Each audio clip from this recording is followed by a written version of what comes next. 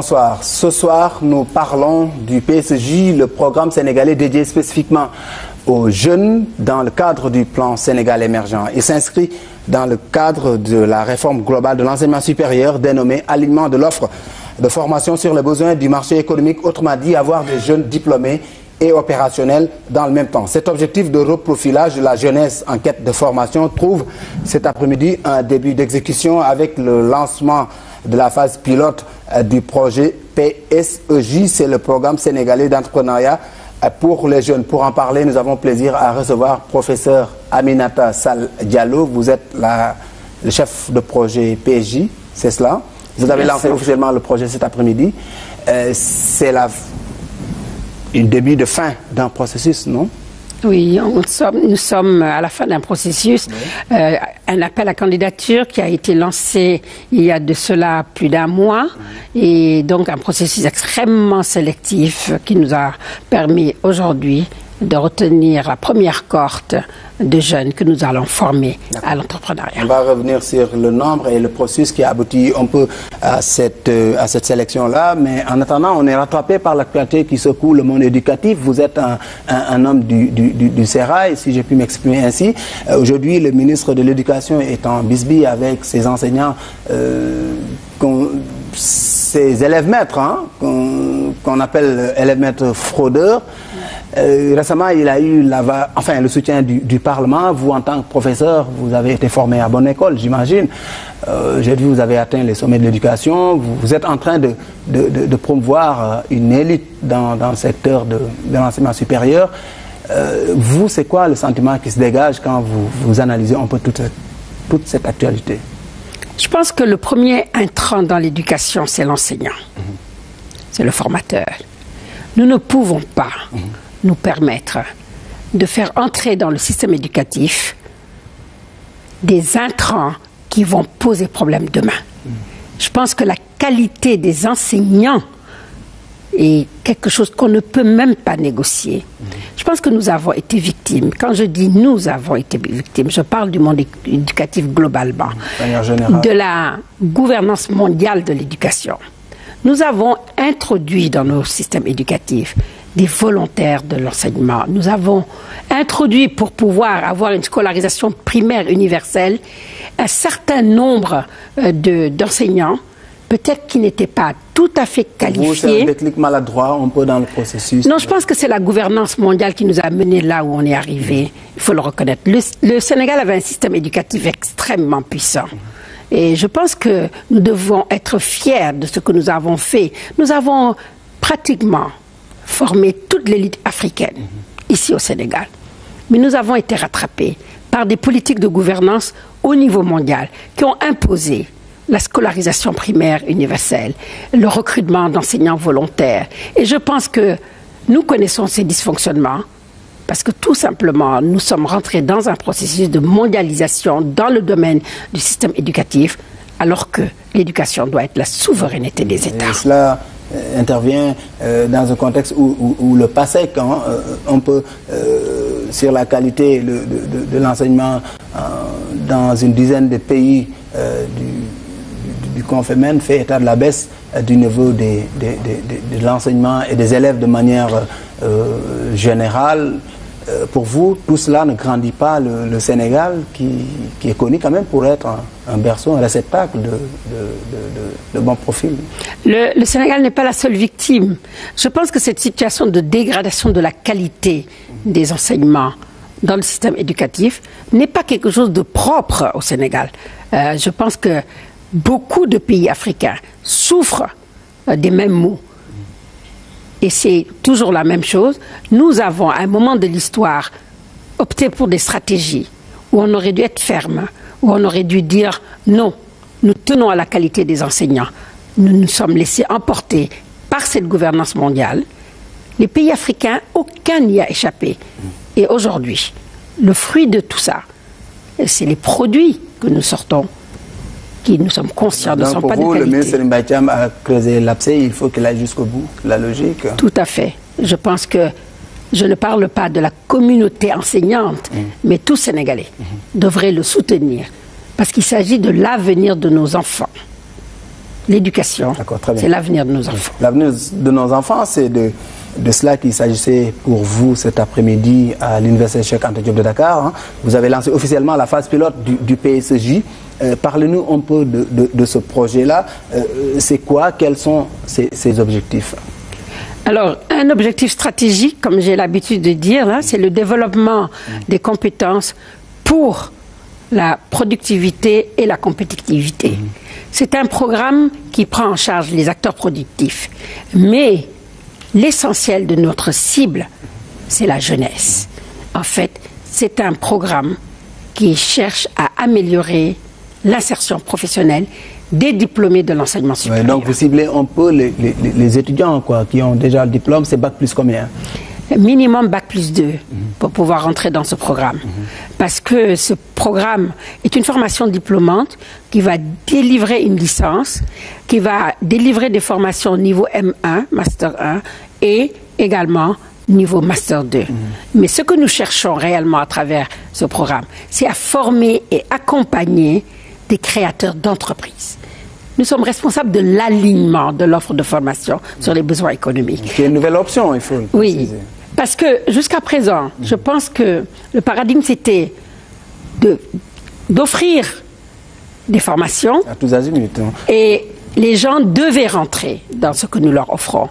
On tend à changer de paradigme. On répond à des besoins. On répond à des besoins. Alors, du général, vous arrivez au particulier maintenant. Oui. C'était une formation généraliste, hein, de toute façon, dans l'enseignement supérieur public de manière générale. Il n'y a pas que ça. Dans l'enseignement supérieur également, il faut que les gens le sachent. Il existe des formations professionnelles. Il existe des formations techniques. Oui, mais à l'Université Cheikh Anta Diop, on est obligé de faire un concours après avoir obtenu peut-être son master ou sa maîtrise à l'époque. Il faut faire un concours pour accéder à un profil. Non, je pense qu'il existe des instituts, des écoles. Prenez le cas, et même des facultés. Prenez le cas de la faculté de médecine, pharmacie, odontostomatologie. Un médecin, c'est quand même une formation professionnelle. Un pharmacien, c'est des formations professionnelles. Quand vous allez à l'EBAD, quand vous formez des bibliothécaires, archivistes, vous formez bien à des métiers. Donc il ne faut pas oublier que l'université, en tout cas Cheikh Anta Diop, est formée de facultés, certes, mais également d'instituts et écoles qui forment des ingénieurs, qui forment des médecins, des pharmaciens, qui forment des journalistes à travers le CESTI, et j'en passe. Donc il existe bien une formation professionnelle dans l'enseignement supérieur, il existe également une formation technique dans l'enseignement supérieur, et nous allons augmenter le nombre de formations techniques et professionnelles à travers les instituts supérieurs d'enseignement professionnel qui vont être mis en place et dont le premier, qui est la référence aujourd'hui, est l'ISEP de Thiès et que nous allons généraliser au niveau national. Aujourd'hui, vous avez officiellement enrôlé 1 millier de jeunes diplômés. Dites-nous un peu comment ce processus-là s'est passé. Ils étaient au départ, j'imagine, 8 000. Non? Oui. En fait, c'est un processus qui a été extrêmement sélectif. Nous aurions aimé prendre tout le monde, mais je pense que la qualité a ses exigences. Et par rapport, en tout cas, à l'ingénierie pédagogique, au financement dont nous disposons, nous ne pouvons pas enrôler plus de 1000.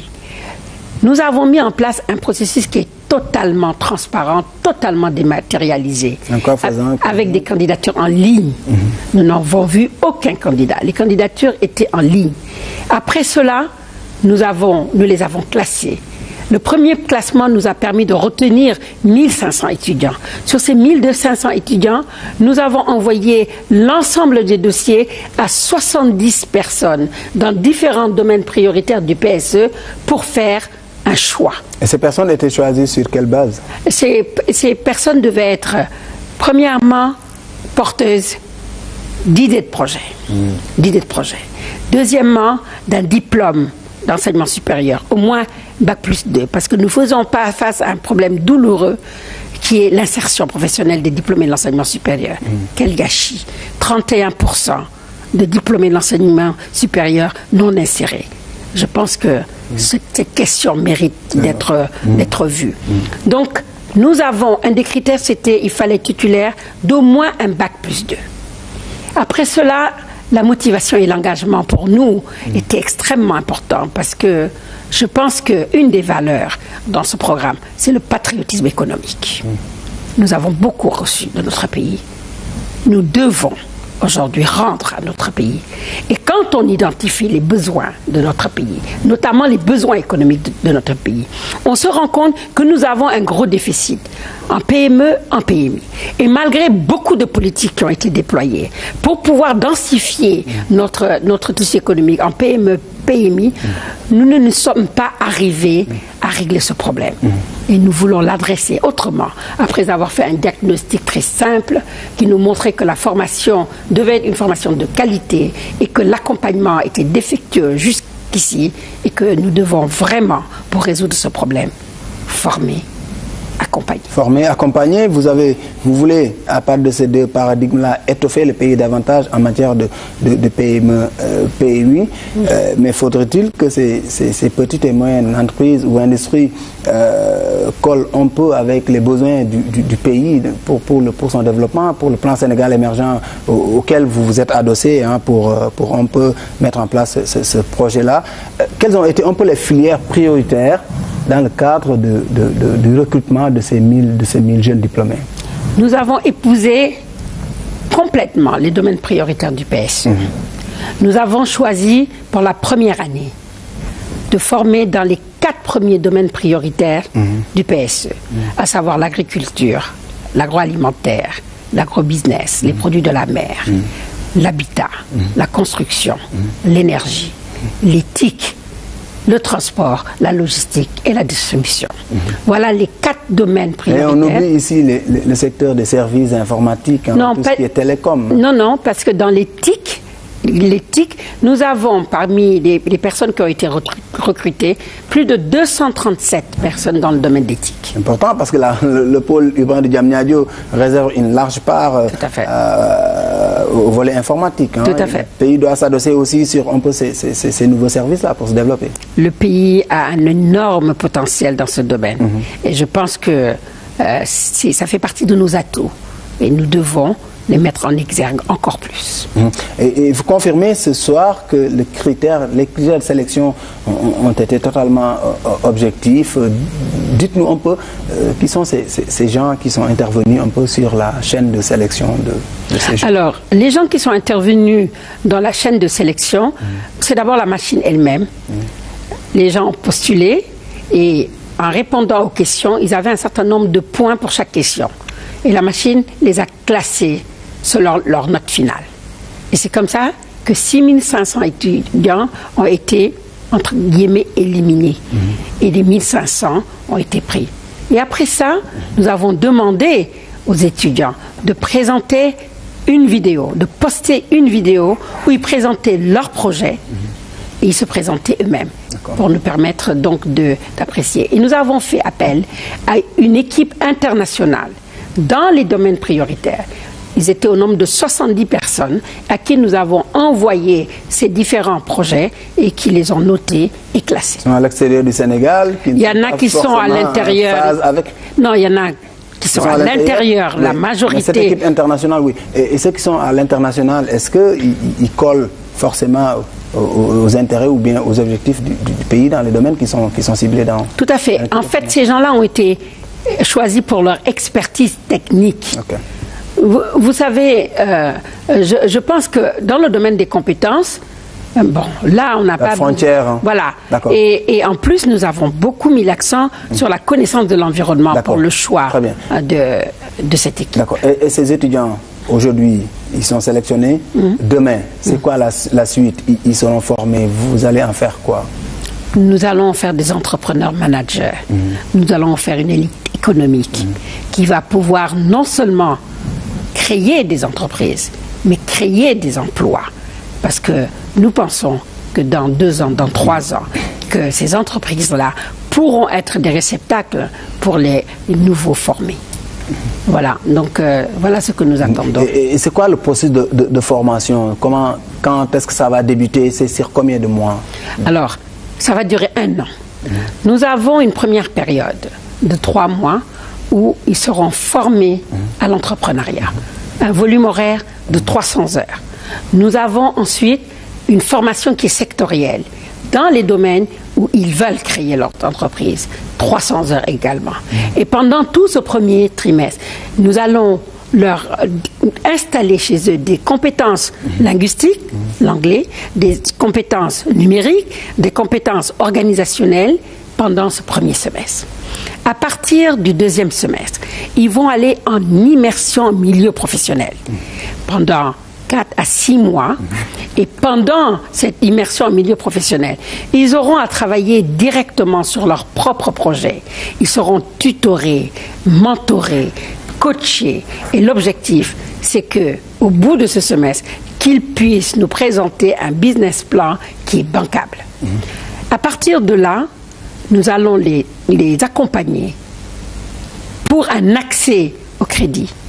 Et à partir du moment où leur projet est bancable, nous avons noué beaucoup de partenariats avec des institutions financières pour cet accompagnement financier.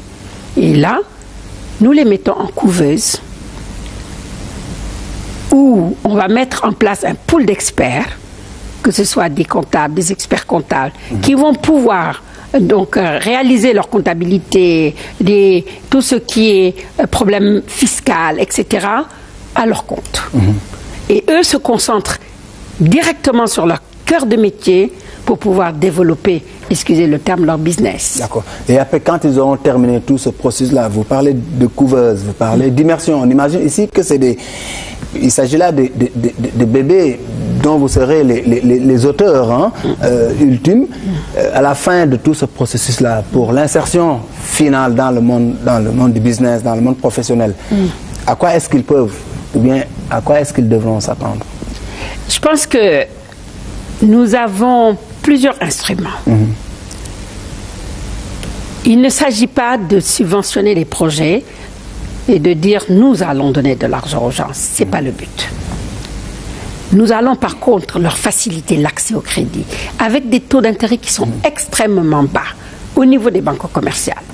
Nous avons également ce qu'on appelle des prêts d'honneur. Ces prêts d'honneur, c'est nous qui les garantissons. Nous, quand je dis nous, c'est le PSEJ. Ça veut dire que l'État va garantir. Vous n'avez pas de fonds spécifiques de garantie, vous vous appuyez sur les fonds déjà mis en place par l'État comme le... Voilà, j'en viens. Il y a par exemple des structures au niveau international ou même au niveau national qui sont prêts à accorder du crédit, mais ils ne vont pas demander des garanties à ces jeunes parce qu'ils savent qu'ils n'ont pas, mais c'est nous qui allons être le garant moral que ces entrepreneurs vont pouvoir payer. Et nous avons la garantie de l'État. La garantie de l'État se fera à travers les instruments publics qui existent. Je prends le cas du FONGIP. Nous avons écouté tout à l'heure le représentant du directeur du FONGIP. Il nous a dit très clairement que l'État pouvait mettre à notre disposition des garanties jusqu'à hauteur de 80%. Donc je pense que c'est beaucoup d'opportunités qui sont offertes à ces jeunes et il faut tout simplement que le système soit bien mené, bien maîtrisé pour qu'on atteigne nos objectifs de création d'entreprises et de créateurs d'emplois. D'accord. Est-ce que sous ce rapport-là, vous travaillez, parce que apparemment vous êtes transversaux, vous parlez de FONGIP, on entend qu'elle parle le ministre de l'entrepreneuriat féminin, on entend le ministre de l'emploi des jeunes. Tout ça recoupe un peu vos préoccupations. Est-ce que vous travaillez avec ces départements-là dans le cadre de la matérialisation de ce projet? Je pense que le fait de travailler en sectoriel a beaucoup nui à notre pays. Je suis très claire. Je pense que nous devons aller en synergie. Le problème de l'emploi des jeunes est un problème difficile pour tous les pays. Même les pays développés font face à ce même problème. Quand vous entendez le taux de chômage dans ces pays, c'est exactement le même problème auquel ils font face. Au lieu de disperser tous nos moyens, ministère de la Jeunesse et de l'Emploi, ministère de l'entrepreneuriat féminin, FONGIS, il faut qu'on arrive à adresser le problème de l'emploi des jeunes en allant en synergie. C'est la première chose que nous avons eu à faire. Nous avons fait le tour de toutes ces institutions, l'ANPEJ, le ministère de l'Emploi, nous avons contractualisé avec beaucoup de ces institutions pour l'accompagnement de ces jeunes. Aujourd'hui dans ce projet-là. Ils étaient tous à la cérémonie de lancement tout à l'heure. Et je pense qu'ils ont eu tous à se prononcer de manière claire. Par ailleurs, il est évident que l'État ne pourra pas absorber tout le monde dans le cadre ne serait-ce des stages. Est-ce que vous avez noué des synergies avec le secteur privé pour pouvoir éventuellement prendre ces étudiants-là en stage dans les entreprises nationales? C'est la première chose, je pense, que nous avons eu à faire quand nous avons démarré le programme. Je prends juste le cas des jeunes qui veulent entreprendre dans le domaine d'éthique. Actuellement, nous avons trouvé des lieux de stage pour tous. Nous avons un partenariat avec Ideal, nous avons un partenariat avec la Sonatel, avec Atos, etc. etc. Donc, nous avons travaillé en étroite collaboration avec le secteur privé pour absorber nos jeunes. Mais il se trouve que dans certains domaines, nous n'avons pas des entreprises peut-être qui sont investies ou qui sont performantes. Quand on fait le point au niveau de l'Afrique, vous savez combien d'entreprises il y a en Afrique? 65 millions d'entreprises en Afrique. C'est énorme. Quand vous allez au Ghana, quand vous allez en Afrique du Sud, qui ont cette culture de l'entrepreneuriat, vous pouvez trouver vraiment des lieux d'accueil de nos étudiants. Ça veut dire que c'est des perspectives d'accueil, de coopération pour vous d'exporter vos étudiants? Pas les exporter, mais les envoyer en mobilité. Oui, en mobilité. Oui. On les envoie en mobilité dans ces entreprises. Ils vont travailler sur leur projet, comme j'ai dit tout à l'heure, et ils vont revenir pour pouvoir installer les entreprises ici. Et ça, c'est déjà signé? Il y en a qui sont déjà signés. Il y en a qui sont en cours. Par exemple, avec la Corée, nous avons travaillé en étroite collaboration. Corée du Sud. Avec la Corée du Sud, parce qu'avec notre ambassadeur qui a pu nouer des partenariats avec des entreprises pour accueillir nos jeunes étudiants. Dans certains domaines très spécifiques. Pour l'Afrique Pour l'Afrique, j'ai parlé du Ghana, j'ai parlé de l'Afrique du Sud et même de la Côte d'Ivoire. Nous revenons de la Côte d'Ivoire également. Et tous ces problèmes-là, je pense, ont trouvé en tout cas des solutions que nous présenterons à nos étudiants. Mais je pense que d'ores et déjà, on peut dire que ces problèmes de partenariat sont derrière nous. Charité bien ordonnée commence par soi, on dit. Pour les entreprises nationales, elles s'engagent à hauteur de combien annuellement pour la prise en charge de ces étudiants? Au moins la moitié. Parce qu'ils sont dans 4 domaines différents. C'est pas énorme, ça fait 250 par domaine. Donc la moitié des étudiants pourront être absorbés ici au niveau national. Et quels sont rapidement ces 4 domaines? C'est ce que j'ai dit tout à l'heure, l'agriculture, l'agroalimentaire, l'habitat, la construction, l'énergie. La moitié sur place? Oui, oui, ça c'est déjà fait. Pour la phase pilote, vous avez pris 1000 jeunes diplômés. Pour la suite, c'est quoi l'objectif? Mais nous allons continuer à recruter. Il faut dire que parmi ces 1000, il y a peut-être la moitié qui va créer des entreprises. La moitié ont la possibilité de poursuivre les études au sein du PSEJ. Parce que nous offrons 3 stades. Un cycle fondamental, un cycle intermédiaire et un cycle avancé, correspondant à une L3, une licence professionnelle, à un Master 1 et un Master 2. Et ils ont une poursuite d'études. Mais n'oubliez pas que le plan Sénégal émergent, c'est 27 projets phares. Donc avec des entreprises qui vont s'installer ici dans notre pays. Il nous faut être prêts. Parce que si nous ne sommes pas prêts, et que ces projets s'installent, ces entreprises s'installent, en ramenant les ressources humaines, nous allons tomber dans ce qu'on appelle une croissance extravertie. Ça veut dire que les fruits de la croissance vont profiter à des entreprises étrangères et que pas à des nationaux. Nous ne voulons pas de ça. Donc pour vous, on est dans un processus d'anticipation. On est dans un processus d'anticipation où une partie des formés pourront intégrer ces projets. Une partie pourra créer et une partie pourra entrer en poursuite d'études. Vous avez constaté de l'enthousiasme par rapport à ces jeunes-là, 8000 qui ont déposé dossier de candidature et finalement 1000 retenus. Moi, je pense que... Il y a des listes d'attente, non? Moi, je pense que plus au-delà de l'enthousiasme, c'est l'espoir. Il faut qu'on soit conscient qu'il nous faut créer des perspectives claires pour la jeunesse de notre pays. Sinon, ce qui s'est passé dans d'autres pays peut se passer dans notre pays. Il ne faut pas qu'on soit rattrapé par des jeunes diplômés et qui n'arrivent pas à s'insérer. C'est un gros risque. Et il ne faut pas courir. C'est l'occasion ou jamais avec le plan Sénégal émergent. Il faut profiter un peu de cette fenêtre ouverte sur l'éducation, la réforme. Je pense que ce projet pilote aura une durée dans le temps. Ce que nous voulons, c'est une mise à l'échelle.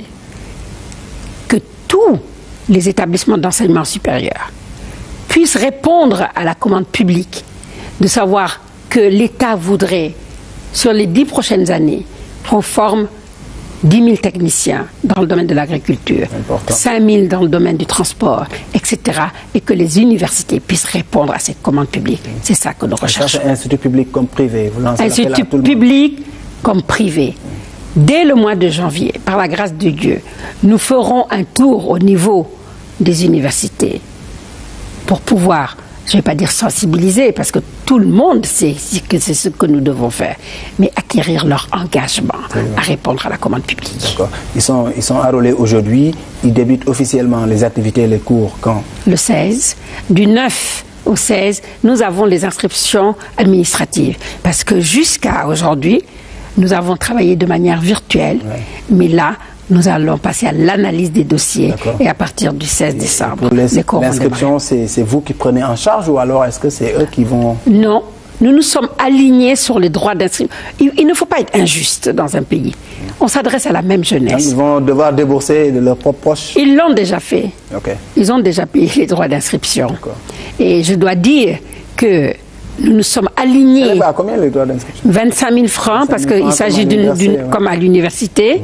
Et il y a parmi donc, les candidats retenus, à peu près 5% qui ont déjà une activité rémunératrice. Ces gens-là, ils ont payé 100 000 francs pour répondre à une solidarité. Il faut que ceux qui sont déjà rémunérés, ceux qui ont déjà un emploi, ceux qui gagnent déjà leur vie, puissent contribuer un peu plus par rapport à ces jeunes étudiants que nous avons enrôlés. Professeur Diallo, je vous remercie. Je vous en prie. Merci. Le point ce soir est fini. Rendez-vous mercredi prochain pour une autre question d'actualité.